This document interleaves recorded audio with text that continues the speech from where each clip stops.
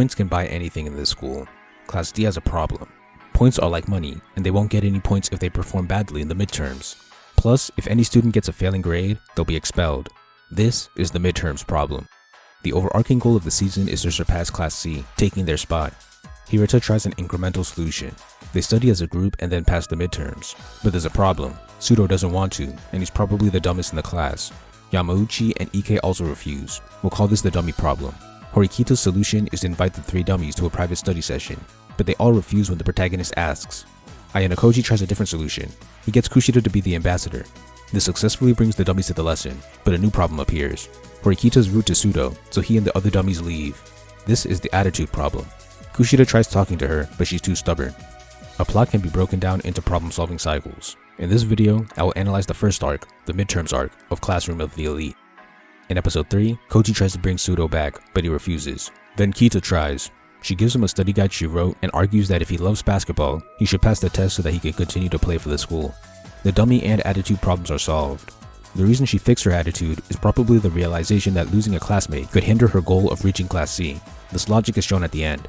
Koji brings Kyoushitsu for his plan. The problem is that they need test answers. This is the answers problem. Koji's solution is to make a trade while using Kyoushitsu's beauty. He donates his points to an upperclassman, in Class D, in exchange for quiz and test questions. The last part of his plan is for Kyoushitsu to give everyone the questions the day of the test to ensure that they don't memorize just the questions. Because of this, the midterms problem is solved. Almost. Sudo got a failing grade, creating the Sudo problem. He failed by 1 point, but Koji wasn't going to let that slide. His solution is to ask the teacher to sell him 1 point to add to Sudo's test score.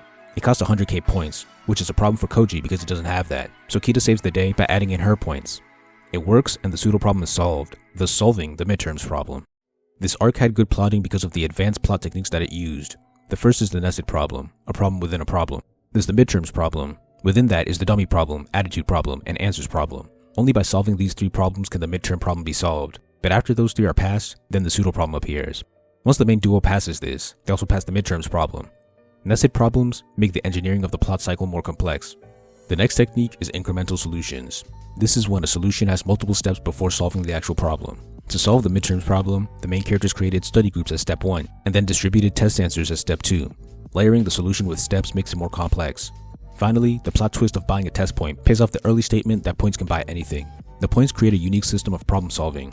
As good as the plot engineering is, there is one major weakness when comparing this arc to another 3-episode high school intro arc. Rascal Does Not Dream is also a high school anime, where the first arc is the first 3 episodes, but it has way more going on. In my video breaking down the entire arc, it took up over 2 pages.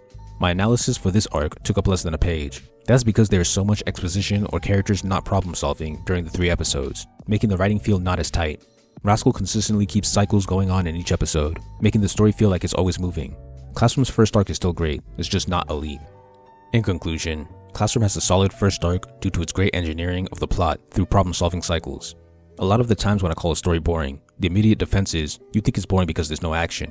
Stories like this are the perfect counter to that nonsense. There's absolutely no action here. It captures my investment with great problem solving, which is the same thing that action stories do. A problem can be solved with words or fists.